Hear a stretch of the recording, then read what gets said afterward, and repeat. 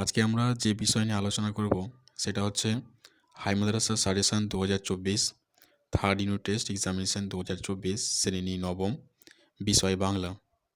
পূর্ণমান হচ্ছে 90 মার্কের, সময় থাকবে 3 ঘন্টা 15 মিনিট।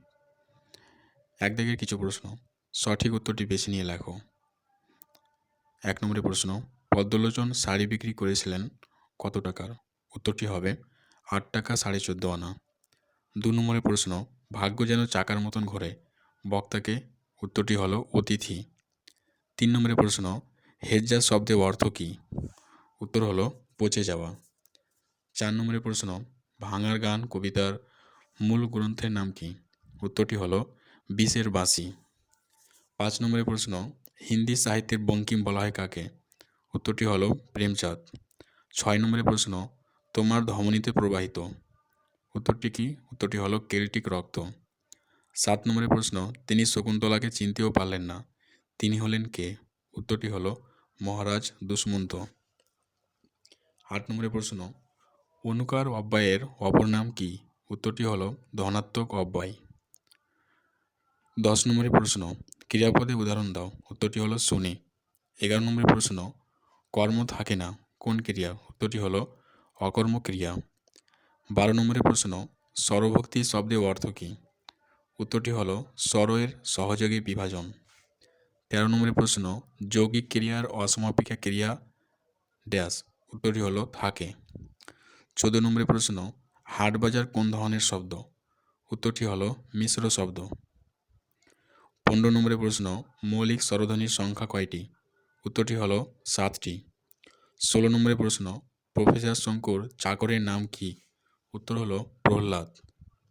17 নম্বরের প্রশ্ন, আরগাসের সর্বাঙ্গে চোখ ছিল কতটি? উত্তরটি হলো সহস্র চোখ।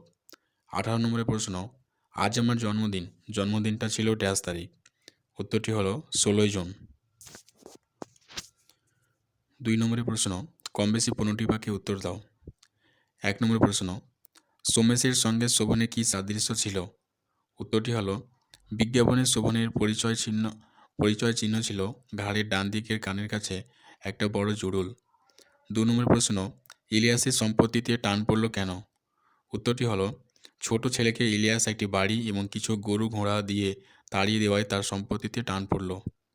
3 নম্বর প্রশ্ন, বাঙালির জন্ম বিফল কেন? উত্তরটি হলো বাঙালিরা সাধনার মাধ্যমে জ্বরের সাড়া পেয়েছে, সম্পূর্ণ ভিন্নধর্মী দুটি ধাতুর মধ্যে রাসায়নিক সংযোগের মাধ্যমে নতুন সংকর ধাতু সৃষ্টি করেছে। আবার উদ্যাস্ত কণ্ঠে মহামিলনের গান গেয়ে মুছে দিতে চেয়েছে ভেদজ্ঞান। এহেন এক জাতির অঙ্গ হতে পারলে বাঙালি জন্মকে ধন্য মনে হওয়াটাই স্বাভাবিক। 4 নম্বর প্রশ্ন, নোঙর কবিতার মূল গ্রন্থের নাম কি? উত্তরটি হলো সাদা মেঘ কালো পাহাড়। 5 নম্বরের প্রশ্ন, পার্বত্য অঞ্চলে জল দেখতে কেমন? উত্তরটি হলো পার্বত্য অঞ্চলের জল স্বচ্ছ এবং মিষ্টি। 6 নম্বরের প্রশ্ন, এই পত্রখানি আবশ্যক হয়ে পড়েছে কেন এই কথা? উত্তরটি হলো স্বামী বিবেকানন্দ ইংরেজি ভক্ত মিস্টার স্টাডির চিঠি পড়ে তিনি জানতে পেরেছেন মিস নোবেল ভারতে এসে ভারতবাসীর সেবায় নিজেকে নিয়োজিত করতে আগ্রহী। তাই স্বামীজি এই চিঠির মাধ্যমে তাকে সব দিক থেকে বিবেচনা করার জন্য উপদেশ দিয়েছেন। তবে তিনি তার মনের আবেগ প্রকাশ করে জানিয়েছেন যে তার মতো নারীর খুব প্রয়োজন ভারতবর্ষকে উদ্ধার করার জন্য। তার ভবিষ্যৎ কর্মপরিকল্পনা নিয়েও তিনি আলোচনা করেছেন। 7 নম্বরের প্রশ্ন, এ সংবাদ শুনে খুব খুশি হবেন কোন সংবাদ? উত্তরটি হলো ধীবরের কাছ থেকে মহারাজের আংটি উদ্ধারের করার কথা শুনে মহারাজ দুষ্মন্ত খুশি হবেন বলে রক্ষীরা এ মন্তব্য করেছে। 8 নম্বরের প্রশ্ন, গেস্টাপো কি? উত্তরটি হলো গেস্টাপো নাৎসি জার্মানির রাজনৈতিক পুলিশ। 9 নম্বরের প্রশ্ন, প্লেনে কার্ভাসে আচরণ কেমন ছিল? উত্তরটি হলো কার্ভাসে প্লেনে সাধারণ কাকের মতো আচরণ করছিল। 10 নম্বরের প্রশ্ন, স্বর্ণপণি কোথায় পাওয়া গিয়েছিল? উত্তরটি হলো কসৌলি থেকে 3 ক্রোশ উত্তরে ভাঙা চামুন্ডা মন্দিরের পিছনের জঙ্গলে থাকা ঝর্ণার পাশে স্বর্ণপণির গাছড়াটি জন্মেছিল। 12 নম্বরের প্রশ্ন, প্রশ্নবাচক সর্বনাম কি? উদাহরণ দাও। উত্তরটি হলো যে সর্বনাম দ্বারা কোনো কিছু জানতে চাওয়া হয় বা প্রশ্ন করা হয় তাকে প্রশ্নবাচক সর্বনাম বলে, যেমন কে, কি, কোন, কারা ইত্যাদি। 13 নম্বরের প্রশ্ন, ক্রিয়ার কাল কত প্রকার ও কী কী? উত্তরটি হলো 3 প্রকার। 1 নম্বর বর্তমানকাল, 2 নম্বর অতীতকাল, 3 নম্বর ভবিষ্যৎকাল। 14 নম্বরের প্রশ্ন, বাক্যে আলংকারিক অব্যয়ের উদাহরণ দাও। উত্তরটি হলো, যে অব্যয়গুলি স্পষ্ট কোনো অর্থ বহন করে না কিন্তু বাক্যের সৌন্দর্য বৃদ্ধি করে এবং অতি সূক্ষ্মভাবে বাক্যের ব্যঞ্জনাকে সামান্য পরিবর্তিত করে তাদের আলংকারিক অব্যয় বা বাক্যালঙ্কার অব্যয় বলে। 15 নম্বরের প্রশ্ন, আদি স্বরগম কাকে বলে, উদাহরণ দাও। উত্তরটি হলো, শব্দে প্রথমে বা আদিতে স্বরধ্বনি আসলে অর্থাৎ উচ্চারণের সহজ ও সরল করার জন্য যখন কোনো শব্দের আদিতে স্বরধ্বনি আসে তাকে আদি স্বরগম বলে। সহজ ভাষায় শব্দের শুরুতে স্বরধ্বনি আসলে তাকে বলা হয় আদি স্বরগম। 16 নম্বরের প্রশ্ন, জোড়াকলম শব্দটি কী? উত্তরটি হলো, একটি শব্দের অংশবিশেষের সঙ্গে অপর একটি শব্দের অংশবিশেষকে জুড়ে দিয়ে যে নতুন শব্দ পাওয়া যায় তাকে জোড়াকলম শব্দ বলে। 18 নম্বরের প্রশ্ন, ক্রিয়াপদের দুটি বৈশিষ্ট্য লেখো। উত্তরটি হলো, 1 নম্বর, একটি ক্রিয়াপদ এমন একটি শব্দ যা একটি শারীরিক ক্রিয়া, একটি মানসিক ক্রিয়া বা সত্তায় অবস্থিত নির্দেশ করে। 2 নম্বর, প্রতিটি বাক্যে একটা ক্রিয়াপদ রয়েছে।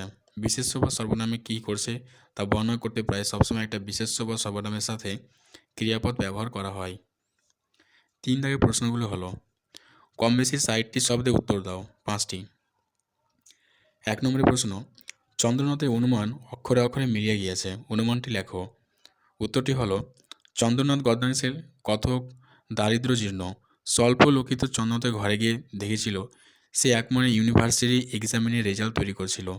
পুরোটাই ছিল অনুপাতের আঙ্কিক নিয়মের উপর ভিত্তি করে গড়ে তোলা একটা অনুমান।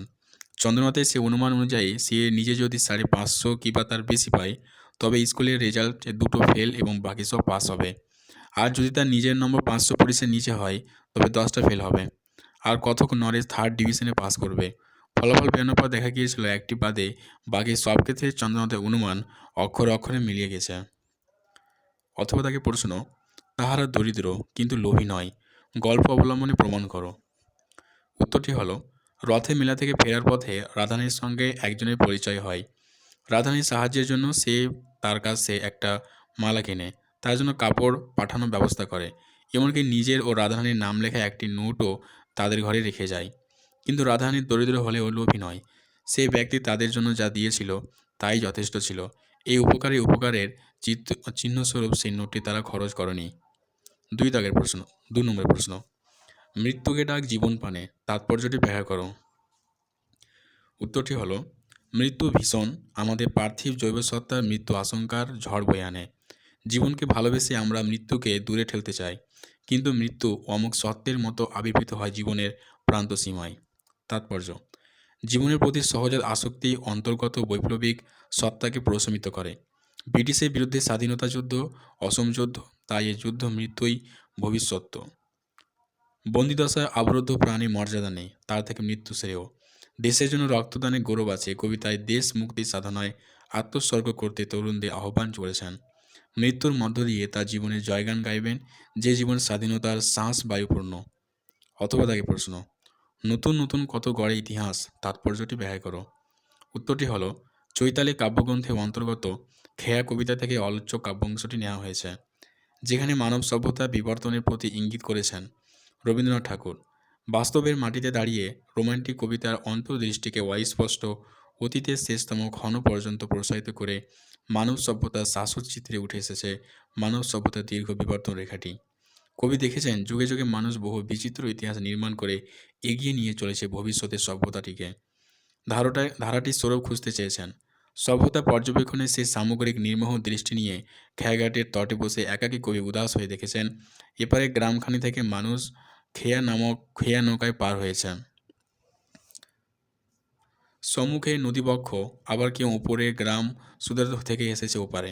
খেয়া পারাপারে এ দৃশ্য অবলোকন করতে করতে কবির মন হয়েছে অতীতচারী। তার অন্তর্দৃষ্টিতে ভেসে উঠেছে অখণ্ড মানব ইতিহাসের বিস্তৃত ক্যানভাস। পৃথিবী ইতিহাসে দেখা যায় যে বিভিন্ন সময় নানা যুদ্ধ বিগ্রহের মধ্য দিয়ে এক দেশের রাজশক্তির পালাবদল হয়েছে। সুখ সম্পদ ক্ষমতা লোভে মানুষ খুব সহজে একে অন্যকে আঘাত করেছে। অন্যের কাছ থেকে ক্ষমতা দখল করতে গিয়ে হয়েছে হানাহানির সূত্রপাত। এভাবে এক সাম্রাজ্যের পতনে অন্য সাম্রাজ্যের উত্থান হয়ে রচিত হয়েছে মানব সভ্যতার নতুন নতুন ইতিহাস। 3 দাগের প্রশ্ন, পৃথিবীতে কোনো জিনিসই অসম্ভব নয় একথা বলার কারণ কি? উত্তরটি হলো, উদ্ধৃতাংশটি সৈয়দ মুস্তফা আলীর নবনম সৃষ্টি নামক রচনাংশ থেকে নেওয়া হয়েছে। যে কোনো ভাষায় শব্দভাণ্ডার অন্য ভাষা থেকে গ্রহণ করা আগন্তুক বা কৃত ঋণ শব্দ দ্বারা সমৃদ্ধ হয়। তাই হিন্দি সাহিত্য হিন্দি থেকে আরবি, ফার্সি ও ইংরেজি শব্দকে তাড়িয়ে দেবার চেষ্টায় শুরু করেছে। লেখক হিন্দি সাহিত্যিকদের এই প্রচেষ্টাকে অত্যন্ত আন্তরিকতার সাথে গ্রহণ করেছেন এবং তাদের প্রতি অনুপ্রেরণাসূচক এ উক্তিটি করেছেন। অথবা তাকে প্রশ্ন, তোমাকে খোলাখুলি বলছি, কি বলতে চেয়েছেন? উত্তরটি হলো, স্বামী বিবেকানন্দ মিস নোবেলকে যেসব বিঘ্নের কথা বলেছেন তার মধ্যে প্রথমে উল্লেখ এই দেশে মানুষের দুঃখ, কুসংস্কার, দাসত্ব। মানুষের দরিদ্র একটা প্রধান বাধা জাতিভেদ ও অস্পৃশ্যতা তাদের আলাদা করে রেখেছে। ভয় অথবা ঘৃণা যে কারণে হোক তারা শ্বেতাঙ্গদের এড়িয়ে চলে। তাই মিস নোবেলকে তারা সন্দেহ করবে, আবার ভারতীয়দের সাহায্য করতে চাইলে শ্বেতাঙ্গরা তাকে সন্দেহের চোখে দেখবে। এছাড়া গ্রীষ্মপ্রধান জলবায়ুতে বাস করা তার মতো শীতপ্রধান দেশের মানুষের পক্ষে কষ্টকর। শহরের বাইরের সুখ স্বাচ্ছন্দ্যের অভাবও মিস নোবেল বোধ করবেন। 4 দাগের প্রশ্ন, যার চিন্তায় সে মগ্ন, কে কার চিন্তায় কেন মগ্ন? উত্তরটি হলো, শকুন্তলা তার স্বামী রাজা দুষ্মন্তের চিন্তায় মগ্ন অবস্থার কারণ। মহর্ষিগণের অনুপস্থিতিতে তারই আশ্রমে শকুন্তলার সঙ্গে রাজা দুষ্মন্তের গন্ধর্ব মতে বিবাহ সম্পন্ন হয়। বিবাহান্তে দুষ্মন্ত রাজধানীতে ফিরে যাওয়ার সময় শকুন্তলাকে একটা আংটি পরিয়ে দিয়েছেন এবং কথা দেন পরবর্তীকালে তাকে যোগ্য সম্মান দিয়ে রাজধানীতে ফিরিয়ে নিয়ে যাবেন। কিন্তু দীর্ঘ সময় পরেও শকুন্তলার খোঁজ নিতে কোনো দূত তপবনে না আসায় শকুন্তলা স্বামীর চিন্তায় মগ্ন হয়ে যান। অথবা তাকে প্রশ্ন, রাজা বিহ্বলভাবে চেয়ে রইলেন, কোন রাজা? এমন অবস্থার কারণটা কি? উত্তরটি হলো, কালিদাসের ধীবরবিদ নাট্যংশে বর্ণিত রাজা হলেন হস্তিনাপুরের অধিপতি দুষ্মন্ত, যার দিকে চেয়েছিলেন রুই মাছের পেট থেকে উদ্ধার হওয়া সনম মাঙ্কিত মণিমুক্তা খচিত অভিজ্ঞান আংটিটির দিকে রাজা বিহ্বলভাবে চেয়েছিলেন। এমন আচরণের কারণ গন্ধর্ব মতে শকুন্তলাকে বিয়ে করে রাজধানীতে ফিরে আসার সময় রাজা দুষ্মন্ত শকুন্তলার হাতে একটা অভিজ্ঞান আংটি পরিয়ে দেন। কিন্তু শচীতীর্থের জলে স্নান করে অঞ্জলি দেওয়ার সময় সেই আংটিটি তার আঙুল থেকে খুলে জলে পড়ে যায়। এরপর একটি রুই মাছ সেটি গিলে ফেলে ও ঘটনাচক্রে ধীবর মাছের পেট কেটে আংটিটি পায়। সেটি বিক্রি করতে গিয়ে সে ধরা পড়ে। সেই আংটিটি শ্যালক মারফত রাজার হাতে এলে তারা শকুন্তলার কথা মনে পড়ে যায়, যাকে চিনতে না পেরে তিনি প্রকাশ্য রাজসভায় একদিন অপমান করেছিলেন। তাই সে প্রিয়তমা স্ত্রী এখন কোথায়, কিভাবে আছেন, এ কথা ভেবে রাজা বিহ্বল হয়েছিলেন। 5 নম্বরের প্রশ্ন, এতদিনের ঘটনা খুব বেশি করে মনে পড়ে, ঘটনাটি উল্লেখ করো। উত্তরটি হলো, বাঙালির গর্ব সত্যজিৎ রায় রচিত প্রফেসর শঙ্কুর ডায়েরির অন্তর্গত বোমজাদার ডায়েরি থেকে প্রশ্নোক্তি অংশটি নেওয়া হয়েছে। প্রশ্ন, যন্ত্রযান ও বিদূষক কার্যকলাপে পরিচয় প্রদান করতে গিয়ে প্রফেসর শঙ্কু তার ডায়েরিতে এই প্রসঙ্গে অবতারণা করেছেন। ঘটনার বিবরণ, মঙ্গল অভিযানের প্রস্তুতি স্বরূপ প্রফেসর শঙ্কু যখন তার রকেট তৈরি করেছিলেন তখন তিনি কোনো রাসায়নিক দিয়ে তার কাঙ্ক্ষিত ধাতু তৈরি করতে সক্ষম হবেন সে বিষয়ে সন্দিহান ছিলেন। প্রফেসর শঙ্কু অনেক গবেষণা করে ব্যাঙের ছাতা, কচ্ছপের খোল, সাপের খোলস আর ডিম খোলার মিশ্রণ তৈরি করার পরে তাদের ট্যান্ট্রাম, বেরো, প্যাক্সিনেট নাকি একুইস ভেলোসিলিকা মেশাবেন তা কিছুতে বুঝে উঠতে পারছিলেন না। যখন প্রফেসর শঙ্কু সেই দ্রবণের ট্যান্ট্রাম, বোরো, প্যাক্সিনেট মেশাতে উদ্যত হন, ঠিক তখনই বিদূষক ভয়ঙ্কর শব্দ করে বারণ করার ভঙ্গিতে মাথা নাড়তে থাকে। আবার প্রফেসর শঙ্কু যখন একুইস ভেলোসিলিকা মেশাতে চান তখন বিদূষকের সম্মতি জ্ঞানপণে মতো মাথা ঝাঁকাতে থাকে। শেষ পর্যন্ত একুইস ভেলোসিলিকা মিশিয়ে প্রফেসর শঙ্কু তার মঙ্গলযান নির্মাণ করেন। আর তিনি পরীক্ষামূলকভাবে যখন তিনি ট্যান্ট্রাম, বেরোক, প্যাক্সিনেট সিদ্রামে মেশান তখন তিনি যে চোখ বাঁধানো সবুজ আলো আর বিস্ফোরণের শব্দ শুনেছিলেন তা কখনোই ভুলবেন না বলেই এই কথাটি বলা হয়েছে। অথবা তাকে প্রশ্ন, বাবার এই কথাগুলো আমার মনে গভীরভাবে রেখাপাত করেছিল, বাবার কথাগুলো কি ছিল? উত্তরটি হলো, বাবার এই কথাগুলো আমার মনে গভীরভাবে রেখাপাত করেছিল, বাবার কথাগুলি হলো, প্রফেসর শঙ্কুর পিতা একজন জনদরদি ব্যক্তিত্ব ছিলেন। সারা জীবন তিনি বহু দরিদ্র মানুষের বিনা পয়সায় চিকিৎসা করেছেন। তিনি বলতেন, উপার্জন ক্ষমতা থাকলেই যে বিপুল অর্থ উপার্জন করতে হবে তার কোনো মানে নেই। সচ্ছল জীবনের জন্য প্রয়োজন অর্থের, আর অর্থ প্রতিপত্তিপূর্ণ জীবনের সচ্ছলতা মানুষের মানসিক শান্তির পথকে সহজ করে দেয়। কিন্তু সচ্ছলতা সকলে পেতে পারে না। এমন অনেকেই আছেন যারা সুখে থাকে কাকে বলে জানেই না। সারা জীবন তাদের দুবেলা দুমুঠো ভাতের জন্য মাথা ঘাম পায়ে ফেলতে হয়। দৈব দুর্বিপাকে তারা উপার্জনে অক্ষম। এসব মানুষের পাশে দাঁড়াতে পারলে জীবন প্রকৃতপক্ষে সার্থক হবে। তাই তিনি তার সুযোগ্য পুত্রকে উপদেশ হিসাবে এদের দুঃখ কিঞ্চিত লাঘবের চেষ্টা করতে বলেন। তিনি বিশ্বাস করেন তার চেয়ে বড় সার্থকতা, তার চেয়ে বড় আনন্দ আর কিছুতেই নেই। ডক্টর শঙ্কুর এই শিক্ষামূলক কথাগুলি প্রফেসর শঙ্কুর মনে গভীরভাবে রেখাপাত করেছিল। 4 দাগের প্রশ্ন, অধিকাংশ নিরুদ্দেশে বিজ্ঞাপনের ইতিহাস, এই বিজ্ঞাপনের ইতিহাসটি বিবৃত করো। উত্তরটি হলো নিরুদ্দেশের কারণ। এখানে সোমেশের বন্ধু কথক চরিত্রটি নিরুদ্দেশে বিজ্ঞাপনের কথা বলতে গিয়ে বলেছে যে সাধারণভাবে নিরুদ্দেশ সংক্রান্ত ঘটনার একটা সাধারণীকরণ ঘটে, কেননা একান্নবর্তী বা ছোট পরিবারেও সন্তান সন্ততির রাত করে বাড়ি ফেরা ও দেরি করে বাড়ি ফেরার, বাবার খেতে বসে ছেলেকে না দেখতে পেয়ে রাগারাগি করা অত্যন্ত সাধারণ ঘটনা। আর ঠিক সেই মুহূর্তে এই ছেলের বাড়িতে প্রবেশ ঘটলে বাবা ঝোঁকের বসে ছেলেকে বাড়ি থেকে চলে যেতে বলেন। ততক্ষণাৎ অভিমানী ছেলে বাবার আদেশ পালনের জন্য উদ্যত হয়ে ওঠে। ছেলেটির মা তার স্বামীকে শত অনুরোধ করেও থামাতে পারেন না। ফলে ছেলেরা ক্রোধান্বিত হয়ে বাড়ি ছাড়েন। ঘরে ফেরার কাহিনী সর্বংশতা মাতৃ হৃদয় বেদনাকে তীব্রতর করে ও যুক্তিবাদী পিতার কঠোর শাসনকে অমান্য করে ছেলেটি বেরিয়ে যায়। এভাবে ঘটে যাওয়া নিরুদ্দেশ সংক্রান্ত সংবাদের সাধারণ বৈশিষ্ট্য প্রায় এক, যেখানে বাবা রাগী আর মা সহাশীলা।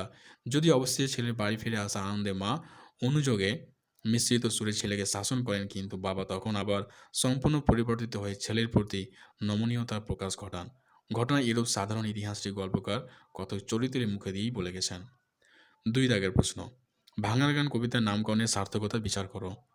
তোমরা একটু এখানে ভিডিওটি পজ করে একটু পড়ে নিবে, অথবা তোমরা তোমাদের নোট বই থেকে এটা মুখস্থ করে নিবে। যাদের কাছে নোট বই নেই তারা ভিডিওটি পজ করে এটি দেখে নিও। 3 নম্বর প্রশ্ন, যারা এ দেশ হতে ঘৃণা করেন না কোন প্রসঙ্গের কথা, তারা কারা, তাদের সঙ্গে বক্তার মনোভাব আলোচনা করো। এই প্রশ্নটিও তোমরা ভিডিও থেকে দেখে নাও অথবা তোমাদের নোট বই থেকে মুখস্থ করে নেবে। 4 দাগের প্রশ্ন, বাবা স্বর্ণপণির কথা বলেছে। স্বর্ণপণি কি, স্বর্ণপণির উপযোগিতা গল্প অবলম্বনে লেখো। এটা তোমরা প্রফেসর শঙ্কুর স্বর্ণপণি গল্প থেকে এটা দেখে নিবে। 5 দাগের প্রশ্ন, আকাশে 7টি তারা কবিতা অবলম্বনে বাংলার প্রকৃতি বর্ণনা করো। এই উত্তরটা তোমরা দেখে নিও। 6 নম্বর প্রশ্ন, ধীবর আংটি কিভাবে পেয়েছিল তার ঘটনা বর্ণনা করো। 7 দাগের প্রশ্ন, আর বলতে পারলেন না, চোখ দিয়ে জল পড়ছে। কার চোখ দিয়ে জল পড়ছিল, তিনি কাকে কি বলেছিলেন। 5 দাগের প্রশ্ন, ভাব সম্প্রসারণ করো। এই জগতে হাই সেই বেশি চাই, আছে যার ভরি ভরি, রাজার হস্ত করে সমস্ত কাঙালের দঞ্চরে। তোমাদের ব্যাকরণ বই আছে এটা, অথবা তোমাদের নোট বইও আছে, তোমরা এটা মুখস্থ করে যাবে। অথবা দাগের প্রশ্ন, সংকেত অবলম্বনে শিরোনাম সহ একটা গল্প লিখো। একজন পথিক দেখলো রেললাইনের একটা অংশ ভাঙা, ট্রেন আসার শব্দ, লাইনের উপরে দাঁড়িয়ে সে গায়ে লাল জামা নাড়াতে লাগলো। দুর্ঘটনা হাত থেকে যাত্রীরা রক্ষা পেল। এই নিয়ে একটা গল্প লেখো। তোমরা একটু দেখে নিবা, তোমরা এটা নিজে থেকে বানিয়ে লিখতে পারো তো সব থেকে ভালো হয়, তো তোমরা ট্রাই করবে। 6 নম্বর প্রশ্ন, যে কোনো একটা বিষয়ে প্রবন্ধ রচনা লেখো। 1 নম্বর দেশ ভ্রমণ, 2 নম্বর মোবাইলে ভালো মন্দ, 3 নম্বর কম্পিউটার, 4 নম্বর দৈনন্দিন জীবনে বিজ্ঞান।